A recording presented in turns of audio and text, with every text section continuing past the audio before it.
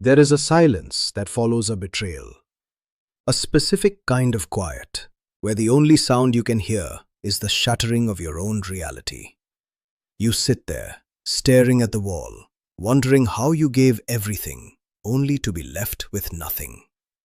You believe that goodness is a shield. You think that if you love hard enough, if you forgive fast enough, and if you give until it hurts, the world will treat you with the same grace.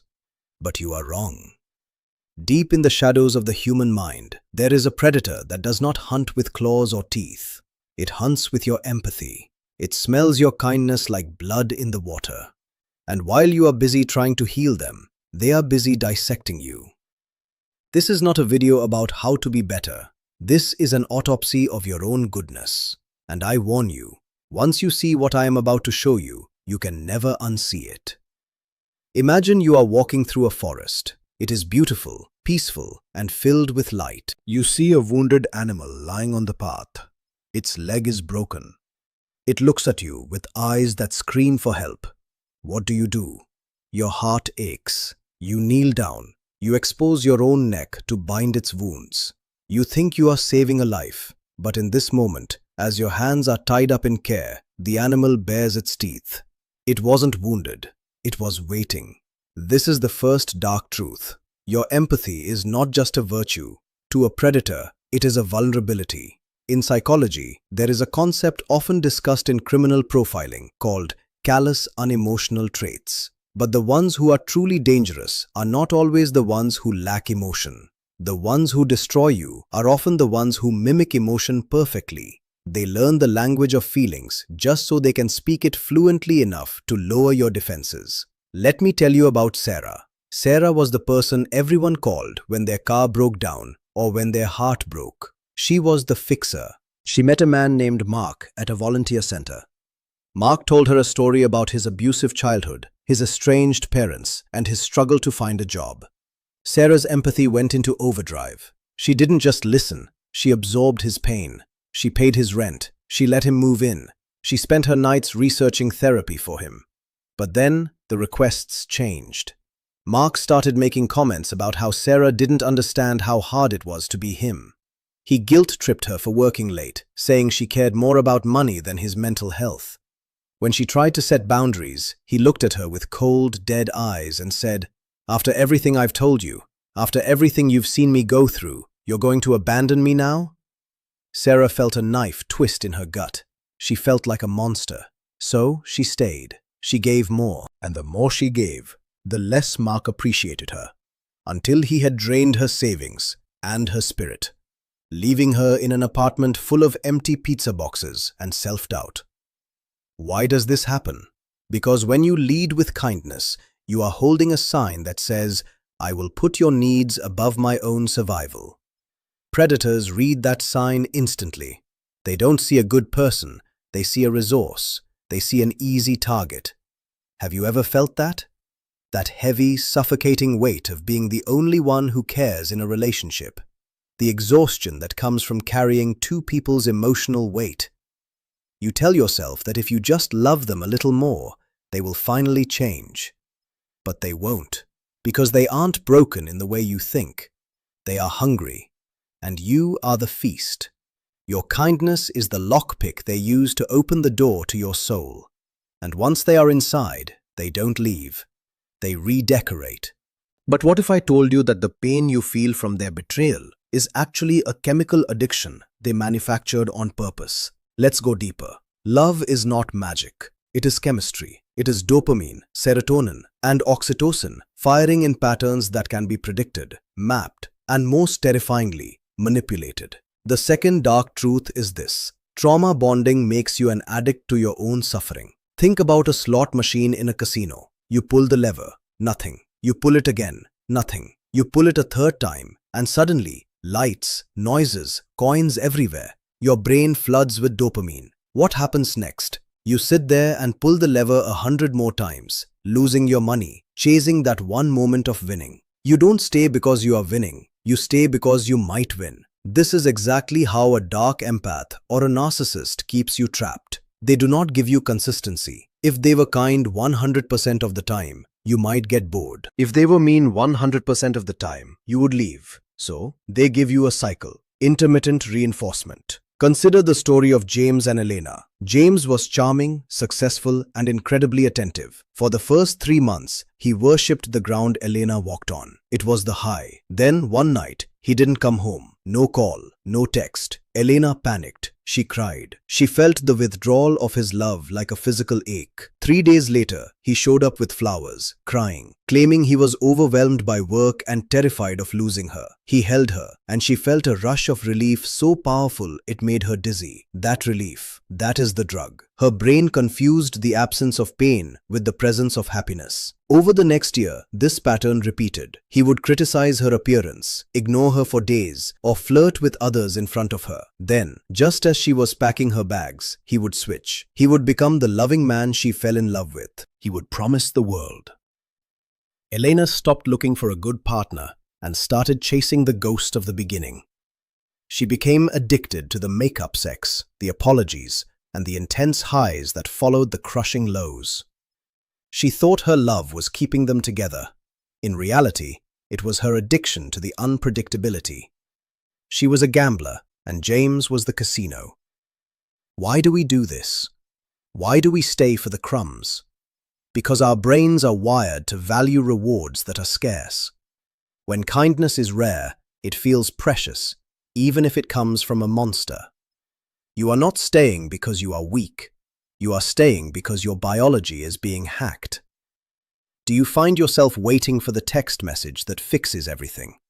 Do you feel a strange thrill when they finally pay attention to you after ignoring you for days?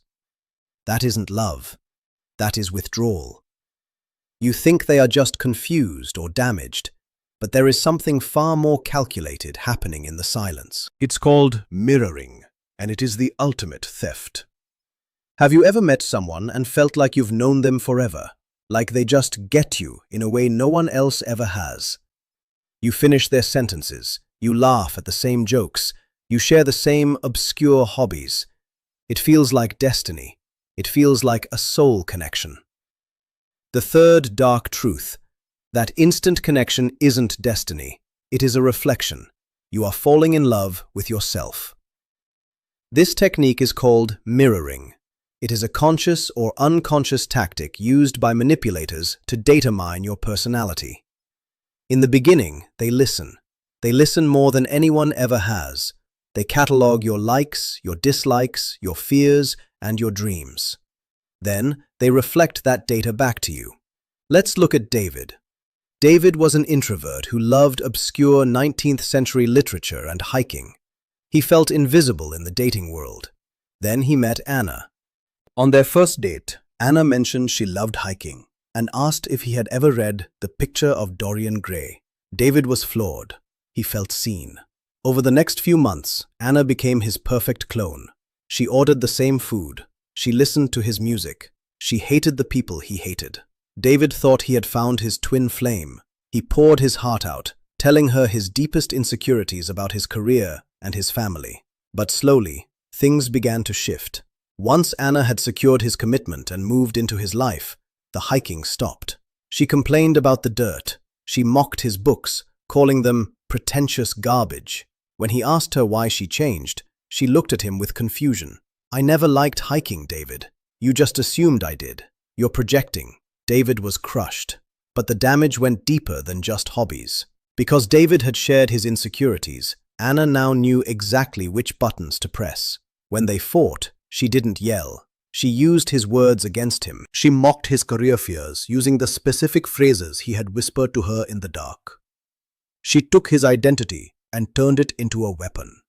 This is the horror of mirroring. It is identity theft. They build a connection based on a lie, and once you are hooked, they drop the mask. You are left living with a stranger who knows all your secrets but none of your love. You sit there wondering, where did the person I met go? They never existed. You were looking in a mirror, and the mirror was playing a game.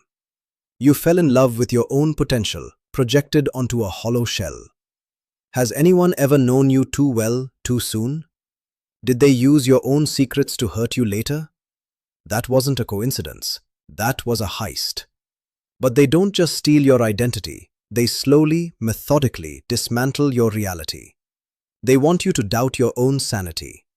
They call it gaslighting, but it feels so much more like drowning. There is a particular kind of madness that comes from being told that what you saw, you didn't actually see, that what you heard, you didn't actually hear.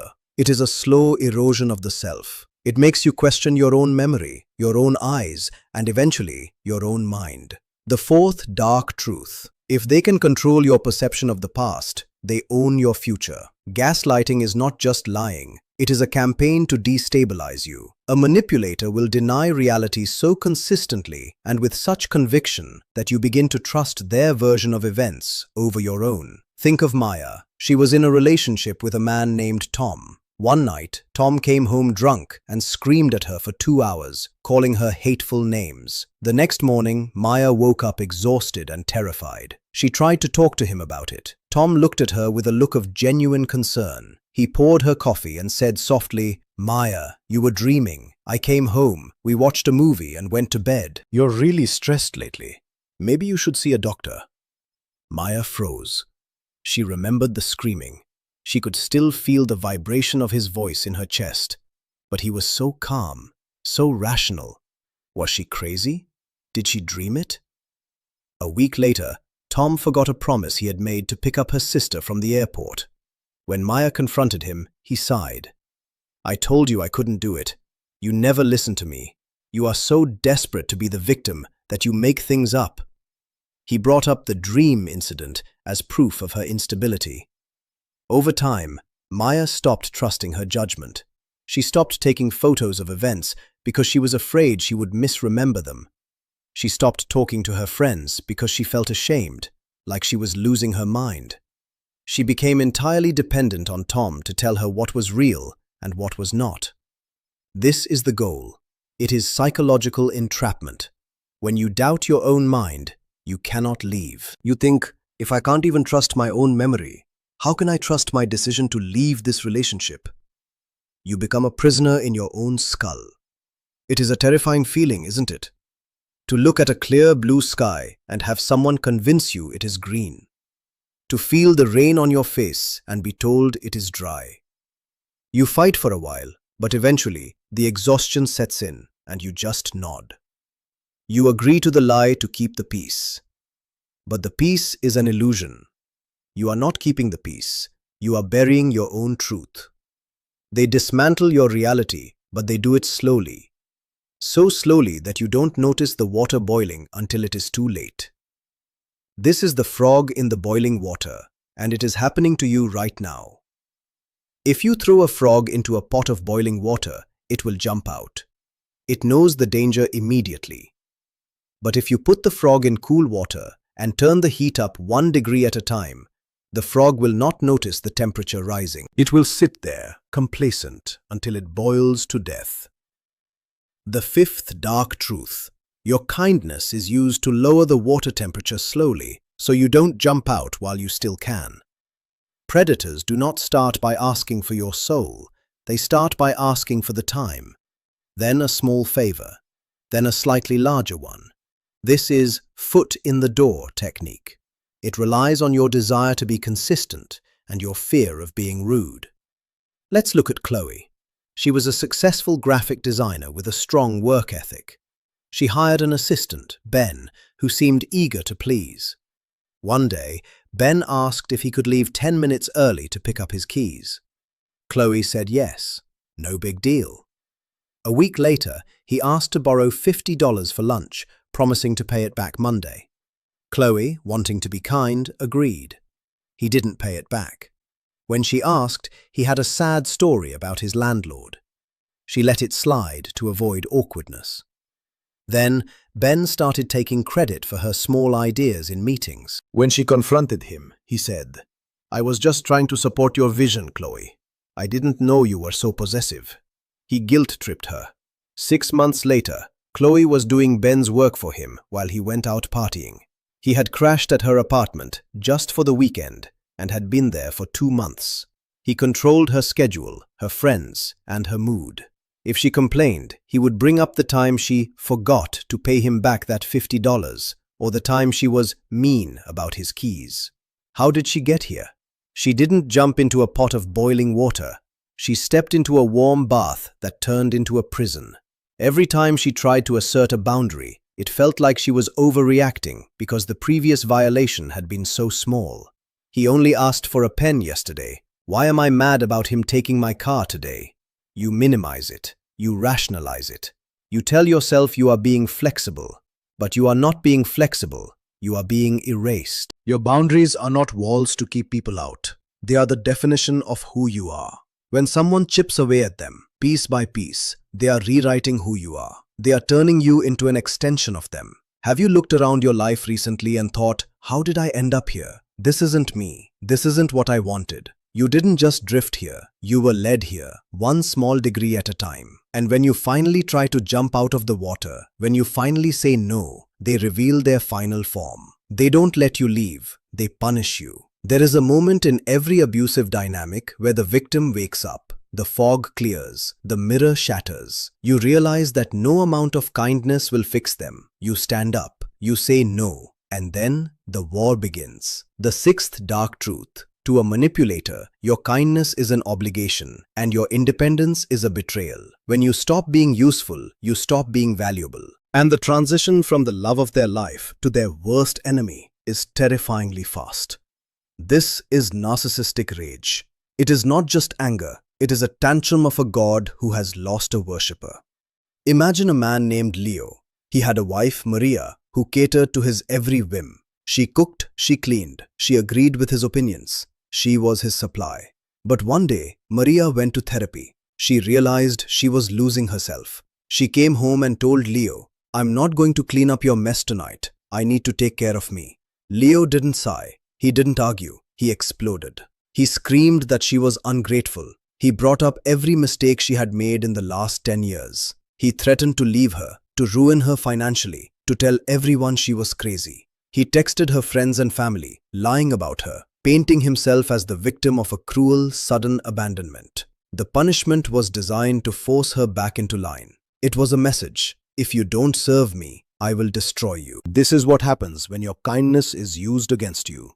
It creates a debt that you can never repay. They think they own you because you gave so freely. When you try to reclaim yourself, they act like a thief who has had their stolen goods returned. It feels violent, doesn't it? The sudden coldness, the smear campaigns, the way they turn your friends against you with lies so convincing you almost believe them yourself. You thought you were in a partnership, but you were in a hostage situation. And the moment you try to escape, the sniper takes the shot. Why does it hurt so much? Because you still have empathy for them. Even as they attack you, a small part of you wonders, is he right? Did I hurt him? Am I the bad guy? That is the final trap. Your own empathy is the chain they drag behind you as you try to walk away. You are not the bad guy. You are the person who stopped paying the ransom. But knowing the truth is only the first step. Now you have to look in the mirror and make a choice that will terrify you. You have to kill the kind person you used to be. We have walked through the valley of shadows. We have seen the traps, the chemical chains, the mirrors, the gaslighting, and the boiling water. It is heavy. It is dark. And right now, you might feel a knot in your stomach that feels like a stone. You might be realizing that the person you are trying so hard to save is the one drowning you. You might be realizing that your kindness is not a cure for their darkness. It is the fuel for their fire. And here is the hardest truth of all, the one that will bring you to your knees, but also set you free. You cannot save them, and you are not responsible for them. I want you to close your eyes for a moment. I want you to think of all the times you apologized when you weren't wrong, all the times you swallowed your anger to keep the peace, all the times you gave until you were empty. Think of the exhaustion. Think of the quiet resentment burning in your chest.